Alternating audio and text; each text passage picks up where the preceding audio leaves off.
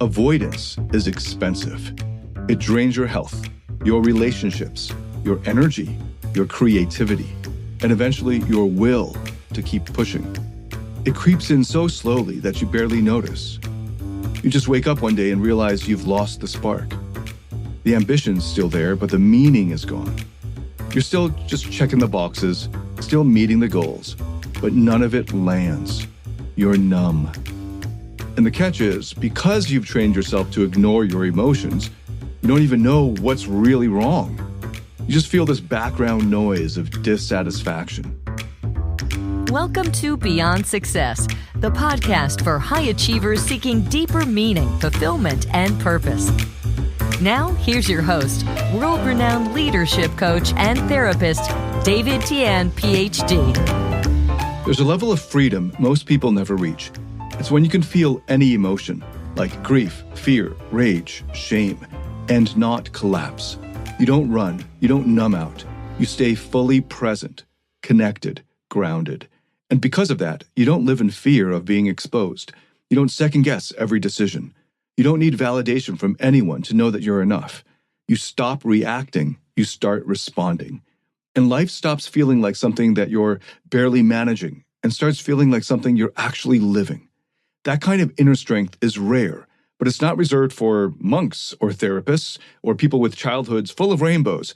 It's a skill, and it can be trained and mastered. And that's what we're diving into today. Because if you don't train emotional strength, the cost sneaks up on you. Slowly, quietly. You'll look like you're holding it all together. You'll check the boxes, play the part, maybe even win some applause. But inside, you'll be exhausted, jittery, flat. You'll wonder why nothing feels as satisfying or fulfilling as it should. You'll work harder, achieve more, and still feel like something's missing. Relationships will start to feel like landmines, or worse, like work. You'll be successful but disconnected, respected but alone, busy but bored. And the worst part is that you'll keep blaming yourself for it, thinking you just need to try harder, be tougher, get more disciplined.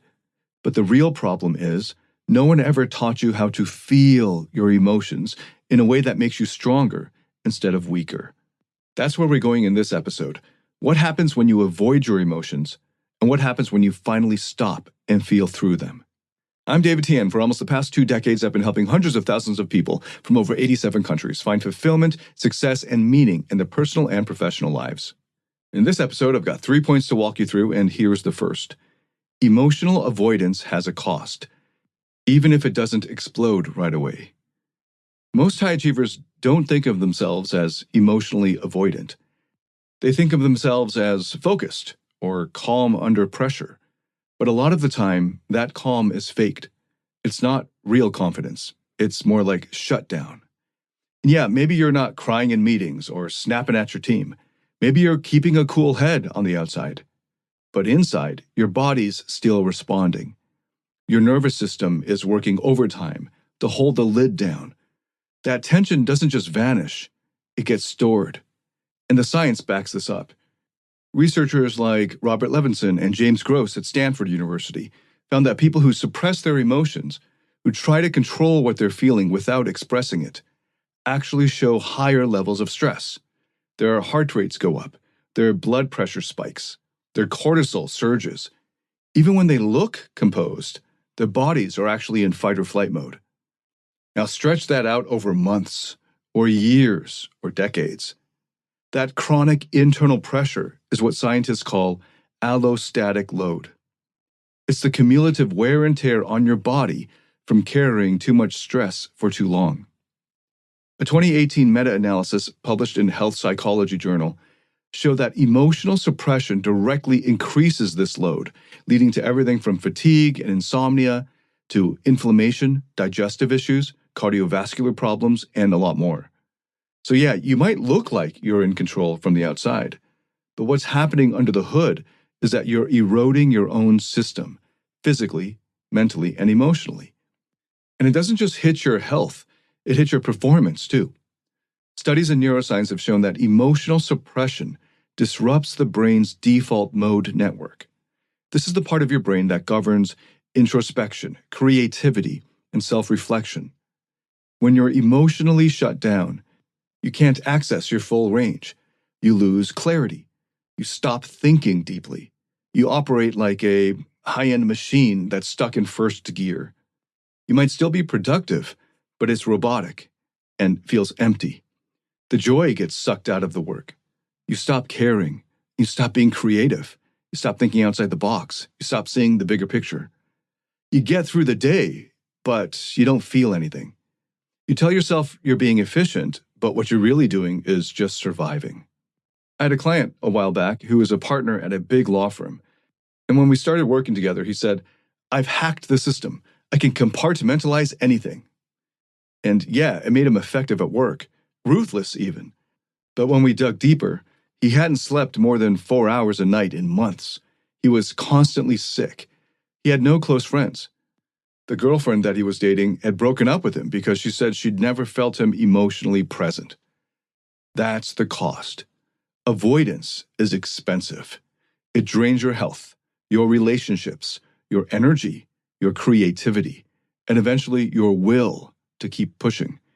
It creeps in so slowly that you barely notice. You just wake up one day and realize you've lost the spark. The ambition's still there, but the meaning is gone. You're still just checking the boxes, still meeting the goals, but none of it lands. You're numb. And the catch is, because you've trained yourself to ignore your emotions, you don't even know what's really wrong. You just feel this background noise of dissatisfaction. Maybe you try harder. Maybe you reach for another hit of validation. But it doesn't help, not for long. And it won't until you stop pretending emotional pain can be managed by working more or thinking harder. Avoidance is seductive because it looks like control, but it's not. It's self-abandonment. It's high-functioning survival mode. And eventually, it breaks you down. You don't have to be in a breakdown to be on the edge of burnout. And if you're waking up already tired, if your body's always tense, if your wins feel flat, and your relationships feel shallow, this might very well be why. You've been holding down your emotional life like it's a threat instead of learning how to work with it. But here's the good news. Your emotions aren't trying to destroy you. They're trying to wake you up. What looks like anxiety or anger or sadness on the surface is usually your system begging you to pay attention to something important, something real, something you've been avoiding for years. And once you stop running, once you actually learn how to face those emotions without judgment, without shame, that's when everything starts to change. That's when the energy you've been using to suppress your feelings gets freed up. And that's when you start to feel whole again. But that takes training. It doesn't come from reading another book or telling yourself to just stay calm. It comes from learning how to feel, regulate, and process your emotions like a mature, wise adult, not like a robot or a machine. And that's what emotional strength really is. Okay, on to the second point. What you avoid doesn't just go away. It leaks out somewhere. You might think you've got your emotions under control. Maybe you've convinced yourself you're past it, whatever it is. The fight you had with your dad 10 years ago, or that breakup that left a crater in your chest, the betrayal you never fully processed. Maybe you filed it all away in a mental folder labeled done. But your body has a different filing system. Your body doesn't forget. The research backs this up. The latest studies on interoception, that's your body's ability to feel and interpret its own internal signals. These studies show that when you suppress emotions, your nervous system doesn't just drop it, it stores it. And that storage shows up physically, like a tight jaw, or stiff neck, or gut issues, digestive problems, chest pressure that you've normalized as stress or just being tired. One of the leading researchers in this space, Hugo Critchley from the University of Oxford, showed how unresolved emotional tension manifests in the body as everything from migraines to irritable bowel syndrome to autoimmune flares. Your body becomes the outlet for what your mind refuses to deal with. And it's not just your physical body. It leaks into how you show up in relationships. Even if you're not outwardly yelling or crying, Those emotions don't just stay buried.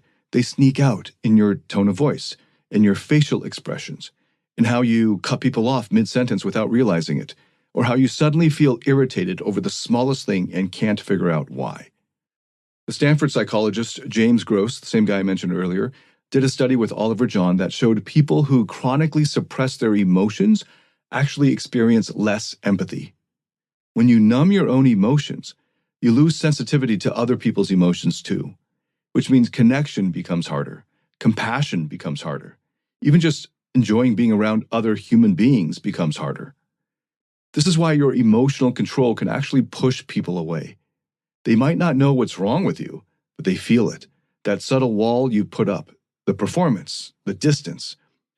I had a client who was a successful entrepreneur when he came to me who was in his late 30s. Let's call him Matt. He was great at business, but terrible at interpersonal relationships.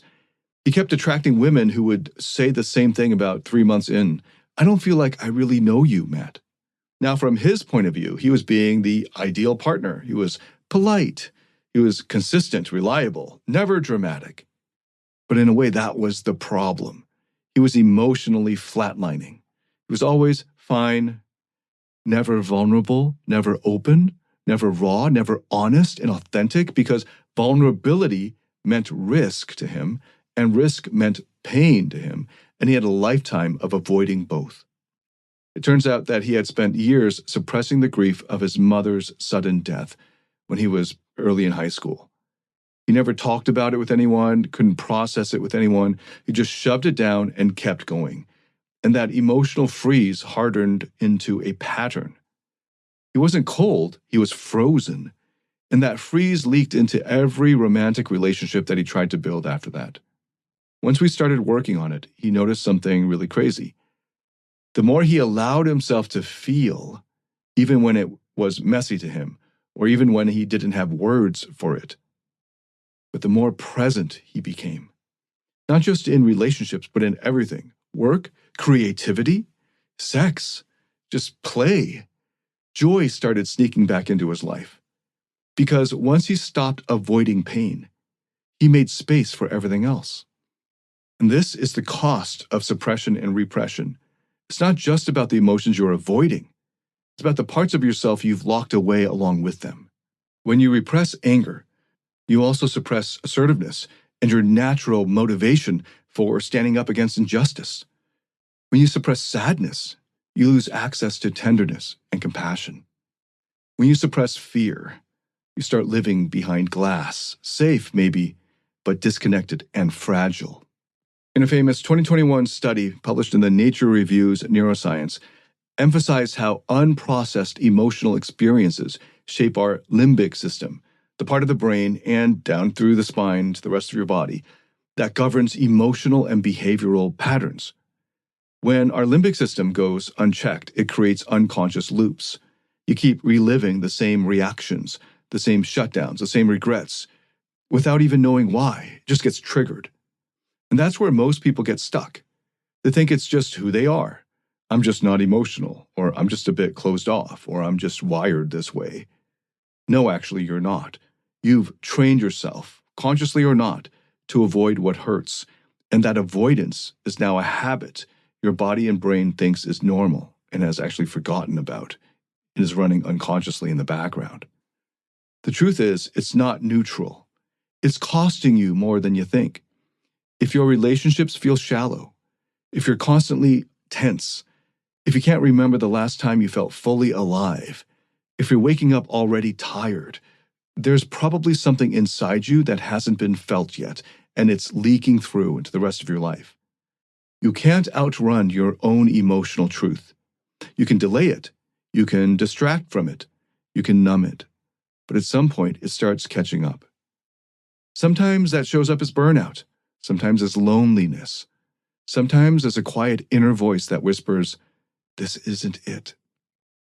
That voice is the part of you that's still waiting to be heard. And the only way forward is to turn toward it, not away from it.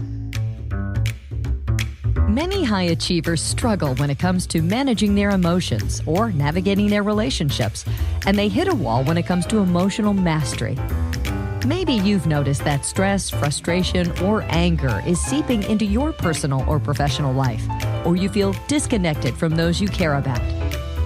That's where David Tian's Emotional Mastery Program comes in.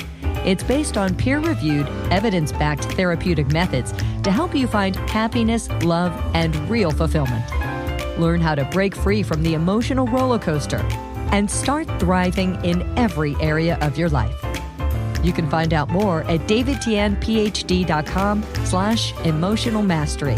That's DAVIDTIAN.PhD.com/emotional mastery. And now we move to the third and final point. You can't perform your way out of emotional disconnection. No matter how sharp you are, no matter how many books you've read or how many podcasts you've heard or how many goals you've crushed, if you're emotionally disconnected, none of it will land for you. You'll keep doing more, you'll keep chasing milestones, but the fulfillment you're seeking won't come. It can't, because performance doesn't heal what's missing. This is one of the hardest truths for high achievers to swallow, because they've built their entire identity on performing well, on solving problems, on doing things right.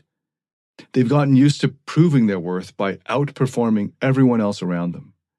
And for a while, it worked. You got the rewards, you got the respect, but then one day you hit all your goals and it still doesn't feel like enough. That emptiness is from disconnection. And no amount of external success can fill it. The research backs this up over and over. The longest-running study in human history, the Harvard Study of Adult Development, which tracked hundreds, already now thousands of people across 8 decades, found that the number one factor in long-term well-being isn't money, career success, or IQ. It's emotional connection, not just with others, but maybe even more importantly, with yourself. The people who lived the longest, were the happiest, and had the most meaningful lives, they weren't the ones with perfect resumes. They were the ones who cultivated deep relationships, who learned how to stay present with their emotions, who didn't need to perform to feel like they mattered. But most high performers miss this. They think connection comes later, after they hit that next target, and after they get just a little more free time, after they've proved themselves worthy. But the longer you ignore connection, the harder it is to find your way back to it. I had a client once who was a senior executive at a global consulting firm. He was a brilliant strategist, constantly in demand, traveling internationally all the time. He could walk into any boardroom and run the table, he told me. But he also told me, with zero irony, I have no idea what I actually feel anymore. And he wasn't joking. He had spent so many years cutting himself off from his emotional life because he thought it was a liability, that he had lost the ability to access them. This includes accessing joy or sadness or meaning. Everything was just muted, black and white. Now, he wasn't in a crisis. On paper, his life looked flawless, but he couldn't feel any of it. Nothing registered for him anymore. He had reached the top of his ladder and realized he had been climbing numb. And that's what emotional disconnection does to you. It deadens you. You start living on autopilot. You stop taking risks. You stop loving fully. You stop laughing from deep in your gut. You just keep performing, going through the motions. And people applaud you, but deep down you know something's off. And here's what all the research says. Emotional intelligence is a stronger predictor of leadership success, relationship satisfaction, and long-term happiness than general IQ. That's from multiple studies across many decades. The leaders who thrive aren't the ones who have all the answers. They're the ones who can stay grounded when tension rises, who can stay open under pressure, who can actually feel through what's happening without being overwhelmed by it or fleeing from it. But emotional intelligence isn't just some nice add-on. It's a survival skill too. Because if you don't have emotional range, if you don't have emotional capacity, you're not operating at full power or at your full potential. You're playing with a really limited toolkit. And the cost is that you start to resent the very life you worked so hard to build. You start to push people away without even realizing it. You start looking for bigger wins just to feel something, anything. And the saddest part is this is all avoidable if you're willing to stop performing and start feeling through.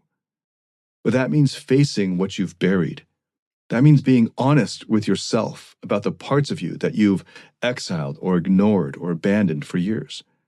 The scared parts, the ashamed parts, the lonely parts, the ones that don't look good on your LinkedIn profile.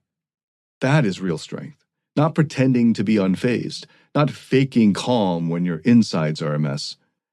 Emotional strength is being able to feel fully through without losing yourself in it. It's being able to stay present with pain, with joy, with grief, with love. It's having the courage to not perform. And you can actually learn this, train it, master it, just like you train anything else. Emotional strength isn't something you either have or you don't. It's like a muscle. And most people have been skipping that workout their whole lives. But if you start training it, if you start tuning in instead of tuning out, then life begins to open up. Not all at once, but slowly, in ways that actually matter. You start to feel proud of who you are, not just what you've done. You stop bracing for impact every time you open up. You start showing up for your own life fully. And when you do that, success stops feeling like a performance, and it starts feeling like a homecoming, like peace. That's what's waiting for you when you stop chasing and start connecting. That is emotional strength. So let's bring it all together. We've covered 3 core points in this episode. First, emotional avoidance has a cost, even when it doesn't look dramatic.